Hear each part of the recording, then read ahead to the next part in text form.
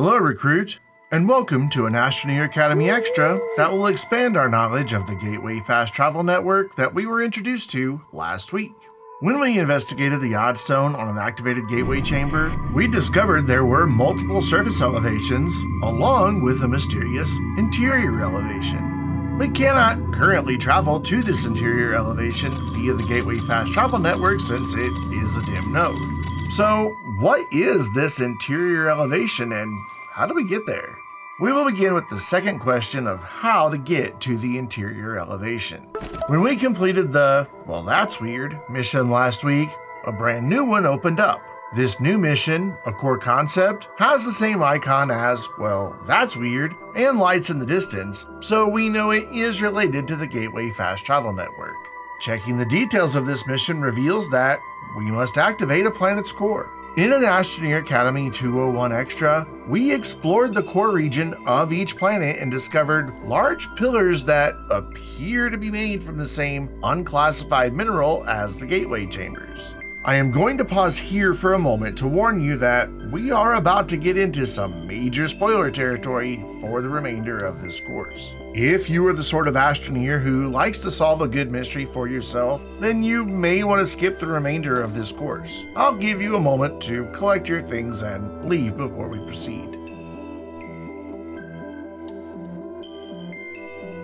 For those of you who are still here, let's travel back down to the core region of Silva and investigate these large purple structures. You may have already noticed that many of these large objects display the same symbol that we previously saw projected onto the sides and top of an activated gateway chamber. That is no coincidence, and we will take a closer look at those symbols later. As we discussed several weeks ago, each one of these structures seem to have their own idea about how gravity should work. If you approach one, what was up just a moment ago may suddenly become down or sideways or whatever. It can get confusing, so let's establish a couple of consistent points of reference. We are going to define the top of this purple structure as the point that was sticking up out of the terrain when we first encountered it. Likewise, we are going to define the bottom of this structure as the part of the structure that touches the terrain of the floor of the core region. While these large pillars do appear to be made of the same material as the gateway chamber, they do not share a gateway chamber's ability to supply oxygen. If you remove the terrain surrounding the bottom of one of these purple structures, you will quickly break through the rather thin layer of the outer core and reveal the true core of the planet. And what a revelation it is. I still remember the breathtaking moment I first encountered the actual core of a planet in my first adventure as an Astroneer. It is mind-blowing stuff, and you could be forgiven for forgetting that you're still even on the same planet from just a few moments ago. This place is awe-inspiring. Because gravity is going to continue refusing to be consistent for the bulk of our time in the core, I want to spend a few moments discussing how you should even get down here in the first place. First, let's talk briefly about how gravity orients itself. Essentially, the pull of gravity will align itself to whatever surface you are currently standing on. If you move from one surface to another, you will hear a sound indicating the change, and the training simulation will attempt to adjust your perspective so that your new up is relevant to your perspective. You will eventually get used to it, but it can be incredibly disorienting at first. This constant shift in gravitational pull can also make it quite difficult to navigate vehicles as well, so use caution if you decide to bring a vehicle down here. If you conducted a poll of Astroneers to determine their preferred method for reaching the core, you would most likely receive as many different responses as the number of Astroneers you polled. They will all most likely filter down to two main methods though: ramps and holes. Ramps can be constructed with your terrain tool or with a rover featuring both a drill and a paver, or a combination of both. If you're creating a ramp to the core on foot, you will most likely want to bring along a large number of tethers to ensure you have oxygen and power for any terrain tool augments you're using. If you are using a rover to create a ramp, you will want to ensure you have a medium fluid and soil canister to help you build your ramp in larger gaps between the layers of the cave regions and especially in the mantle region. Keep an eye on the soil indicator ring around your drill reticle to avoid running out of soil. If that indicator gets low, you can stop to gather more soil from the nearby terrain and then resume building your ramp. If you are going to build a ramp to the core on foot, you may want to alternate your direction 180 degrees each time you reach the floor of a new cave or mantle layer. The planets and moons are all spheres, and the shortest distance from the outer edge of a sphere to the center is straight down. By alternating the direction at each layer, you are creating ramps that are as close to straight down as you can get without just digging a hole straight down. If you build a ramp in one long line, however, you are actually spiraling around the core as you proceed deeper into the sphere, resulting in a longer distance. It is going to take a while to reach the core on foot, so you may as well take the quickest, shortest route.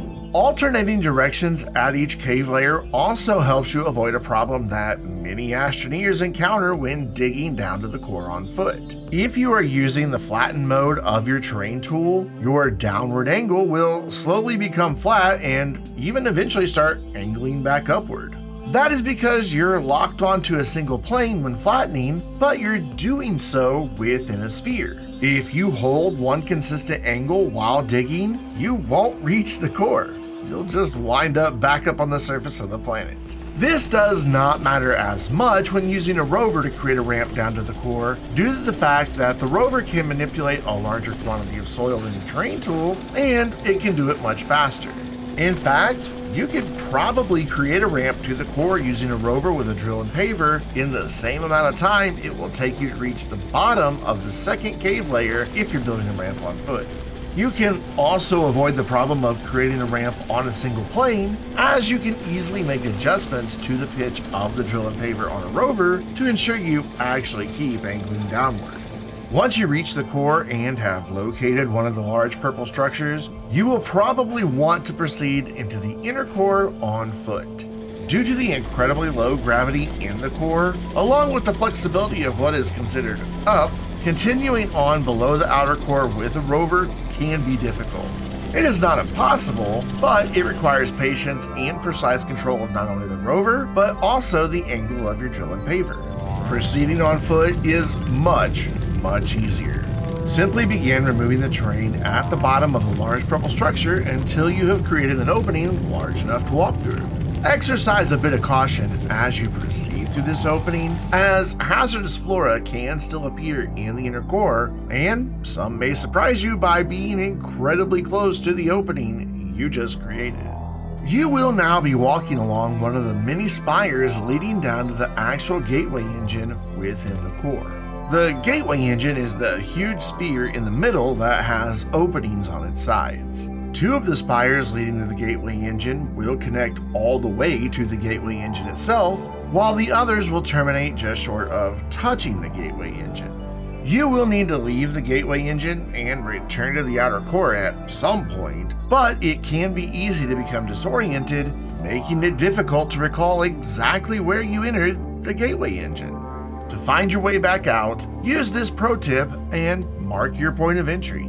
If you entered via one of the spires that does not completely connect to the gateway engine, drop a beacon or other item right at the end of the spire before you make the short jump off the spire and onto the gateway engine. If you entered via one of the spires that is connected to the gateway engine, then simply drop a beacon or other item right at the point where the spire meets the gateway engine. The beacon or other item will help you find the point you entered the gateway engine so you can easily navigate back out and up to the outer core. You can also create a tether line to mark your path so you can follow it back out of the core later. Before we move on to discussing what to do with the gateway engine, we need to discuss the second method of getting down here, holes. This one is pretty much exactly what it sounds like, though there is once again the choice between utilizing your terrain tool or a vehicle, though both of them involve digging practically straight down until you reach the gateway engine. If you wish to go on foot, equip an appropriate drill mod on your backpack and ensure you are carrying enough power for that drill to operate. On planets with a harder difficulty, you will encounter harder terrain as you dig down and will need a more powerful drill mod. Because of this, I tend to equip a drill mod 3 on my terrain tool at all times, just to be certain I can make it through the hardest terrain. A boost mod and a wide mod can speed up the process as well. You may be thinking to yourself, won't I suffocate or suffer terminal fall damage if I dig a hole straight down? Typically, yes you would, recruit, but we are going to plan for that. To ensure you do not suffocate, you can take along a few oxygen filters, a portable oxygenator with sufficient power producers, or a recently fed Stilgar with an extra seed queued on top of his terrarium. All 3 of these solutions will provide you with ample oxygen to reach the gateway engine. To protect against fall damage, you can equip a solid fuel jump jet or a hydrazine jetpack to slow your fall as you break through each layer. Personally, I would equip a well-fed princess with an extra seed queued on top of her terrarium to keep me safe from fall damage. Not only will Princess protect against fall damage, but she will also protect you against damage from any hostile flora you may encounter on the way down. You can choose whichever combination of items you wish, but when you are ready, simply start digging straight down and, well, don't stop digging until you have broken through the terrain in the outer core and begin falling toward the gateway engine. You do not need to worry about marking your point of entry with this method or when using a vehicle to drill a hole, because we are not going to be walking back out. We'll get to how that is even possible in just a moment. You will want to ensure you have enough storage space, most likely in your backpack, to carry at least 2 resource nuggets that you will need once you reach the gateway engine, so travel light. The other way to drill a nice hole pretty much straight down to the gateway engine is to use a tractor and a trailer. Equip the tractor with an appropriate drill strength and place an RTG on the trailer, then connect the trailer to the tractor. You will also want to bring along 4 packagers, which you can simply stick to the side of the trailer to avoid wasting space for resource nuggets in your backpack. Once you have everything ready to go, enter your tractor, activate the drill, and begin digging straight down. As you break through each layer of the cave and mantle regions, the tractor will begin to tumble and the drill will shut off. Don't worry, this is normal. You can try to control the direction of your fall somewhat using the vehicle in air controls we discussed in Astroneer Academy 106. Should you happen to land upside down, wait for the tractor to come to a rest, then simply use the indicated input to flip the tractor back over.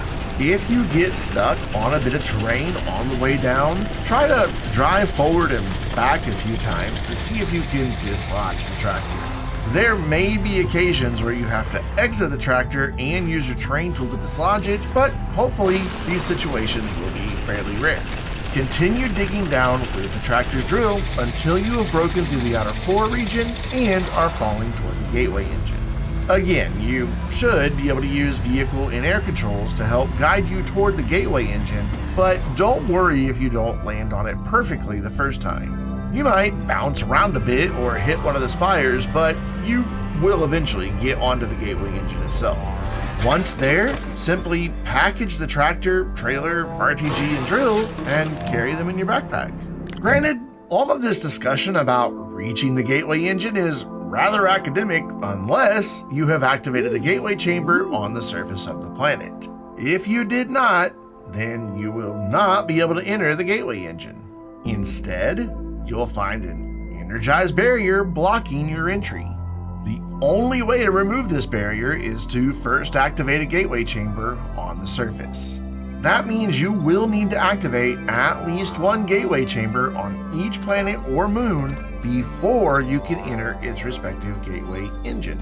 Since you have been following along with Astroneer Academy, your gateway engine is not locked because we activated at least 1 gateway chamber during last week's course. So let's enter the gateway engine and take a look around. It may not be readily apparent, but the gateway engine shares a handy characteristic of the gateway chamber. It provides oxygen. As long as you are on or inside of the gateway engine, you will not need to worry about suffocation.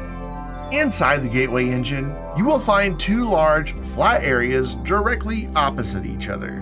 One of these will feature three inverted pyramids similar to those you found on gateway engines. These platforms feature a single small Tier 1 slot instead of power plugs, and a resource icon appears on the top of each platform. If you have not committed all of the resource icons to memory, you can quickly consult the resources section of the Astropedia to help you identify the resources. Or you can hang tight for just a moment, because I am going to tell you exactly which resources you will need for each planet's gateway engine. Directly opposite these three inverted pyramid platforms, in the center of the other large flat area, you will discover a single triangular platform with a peculiar symbol on the side. If that symbol looks familiar, then good job, recruit. You have been paying very close attention. If you think back to last week's course, that exact same symbol appeared to be projected on all three sides and the top of the gateway chamber after you activated it. We will see that symbol again today, as well as in next week's course. We have reached the center of the planet and we are standing in the heart of the gateway engine, so now what? Think back to our current mission, a core concept. We dug deep, we have found the planet's core, but how do we turn it on? The answer lies in the three inverted pyramids that feature resource symbols. A quick look at the resource section of the Astropedia reveals the resource symbol in front of us right now is quartz, so let's stick a nugget of quartz into the small slot. It does not matter which platform you choose, they all require the same resource and they all produce the same results. The quartz is almost immediately consumed, and in the middle of the three platforms, a large purple item has appeared that seems to be made of more of this unclassified mineral. This is, as you can clearly see for yourself, a geometric triptych. It is an unclassified energy signature embedded in a truncated pentacoron. Yeah. On its side, you will once again spot the symbol you saw on the platform a moment ago. That is going to be important because, well, I'm not sure if you noticed, but the energy shield of the gateway engine has raised and we are now locked inside. Thankfully, the gateway engine provides unlimited oxygen as long as you remain inside, but I think your adventure would become rather monotonous if you spent the remainder of your days inside of a weird ball where even the concept of up can be called into question. So let's get that shield down and continue learning about the gateway engine. If the geometric triptych begins to float away, don't panic. It won't get very far before it bonks into the other large flat area inside of the gateway engine. Once you are able, you can grab the geometric triptych and carry it or stow it inside your backpack.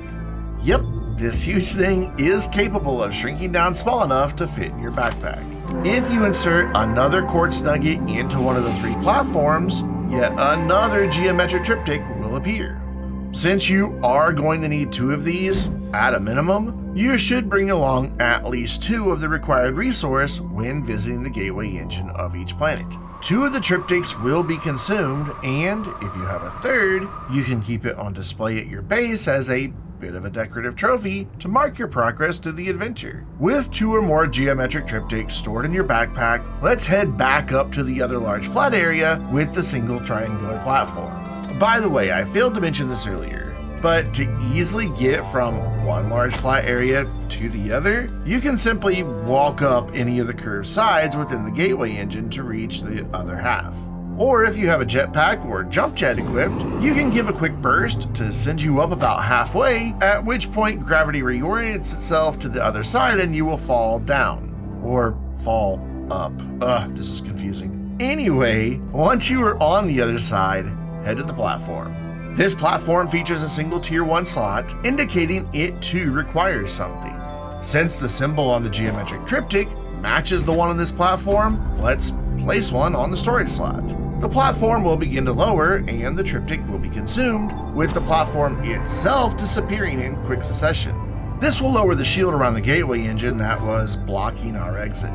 The sections of the floor surrounding the area where the platform was will rise up a bit, and in the middle, a new oddstone appears. If you look closely at the tooltip, you will once again notice that same symbol we have seen several times today. So, what is this symbol anyway? This is, essentially, a planet identifier within the Gateway Fast Travel Network. Each planet and moon has its own unique symbol that will appear on its activated gateway chambers, geometric triptychs, gateway engines, and another location we will visit next week.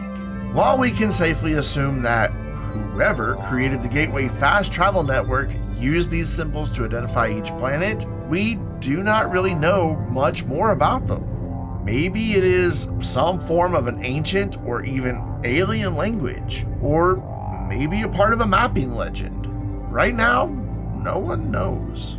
If you gaze into this oddstone, you will be greeted by something that should be mostly familiar after last week's course. The interior elevation node is now a bright node, and since the large glowing sphere is in the center of it, we now know that the interior elevation node is, in fact, the gateway engine. You can now utilize the Fast Travel Network to teleport from the gateway engine to any activated gateway chamber on the surface of the planet, or teleport back down again. I want to pause here for a moment. Remember earlier when I mentioned that using holes to reach the gateway engine meant you would not be walking or driving back out? This is why. Instead of needing to walk or drive out, you can simply teleport back to the surface and return to your base. If you used a tractor to dig a hole, you can unpack it and drive back to your base. If you used your terrain tool to reach the gateway, well, I hope you brought along a hoverboard, because you might be in for a long walk. I also hope you remembered to pack enough food for Stilgar.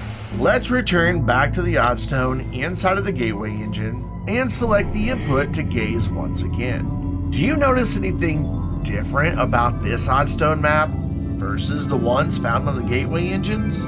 Yeah, I see it too. A rather large item floating off to one side. Further investigation reveals that this is a dim node at a cosmic elevation.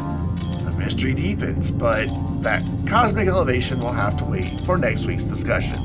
For now, let's head to a landing pad and claim your rewards of a QTRTG and 2,000 bytes for completing the mission, A Core Concept. While we have the mission log open, let's look at one of the new missions that opened up. This mission is multi-core processing, and it requires that we activate at least one gateway chamber and the gateway engine of every planet and moon. We already know the power requirements for the gateway chambers on each planet thanks to last week's course, so let's take a moment to run through the list of resources that you will need to activate each gateway engine. We have already identified that quartz is required to activate the gateway engine on Silva. You could venture to the gateway engine of every planet and identify the resource indicated on its platforms, then go retrieve that resource only to return down to the gateway engine to place it. Or you could just pay attention to the following. Decilo will require zinc. Calidor requires explosive powder. Lasagna requires graphene. Novus requires silicone. Glacio requires diamond. And Atrox, being the planet that actively wants to kill you, requires hydrogen, because why wouldn't you want to carry an explosive gas into a region full of hazardous flora that shoot exploding projectiles at you? For the sake of our discussion today, we are activating the gateway engine of every planet. The approach you take is entirely your decision. Build a ramp or dig a hole, bring along the appropriate resources, and activate those gateway engines. Once you have activated all 7, you will have completed the multi-core processing mission and can use the mission log at a landing pad to collect your reward of another QTRTG and a whopping 10,000 bytes. I would like to pause once again for a moment to discuss a bit of strategy. While you could load up power and resources on a shuttle and start planet hopping your way through the Silva planetary system to activate all of the gateway chambers and engines, stop and consider other objectives that await you on those planets. 2 weeks ago, we learned that we will need to visit every planet and moon to recover all of the Galastropods. Several weeks ago, we also discussed traveling to Deslo and Visanya in the jet-powered mission chain to obtain the hoverboard and VTOL. Future missions will require traveling to all of the planets and moons as well. While it is not a necessity, you could break your adventure down planet by planet and complete every objective on that planet before moving on to another one. In fact, I would actually encourage this approach so that you allow yourself time to take in your adventure, appreciating each planet for the special place it is, but to also engage with the lore of Astroneers who have preceded us. It is your choice, recruit, so remember the motto of Astroneer Academy. Okay, well, not the official motto of Explore, Create, Suffocate, our unofficial motto. If you are having fun in your adventure, then you are doing it right. The Gateway Fast Travel Network is nearly complete, but we still have one more destination to discover, which means there is one more mystery remaining in this mission chain. We will save that discussion for next week, however. Today, you have learned multiple methods to reach the core and the gateway engine, identified how to obtain a geometric triptych, and discovered one of the uses for the geometric triptych. Next week, we will determine what the current dim node cosmic elevation is and solve some of the mysteries it presents. Until then, I'm Brandon, reminding you to keep looking to the stars.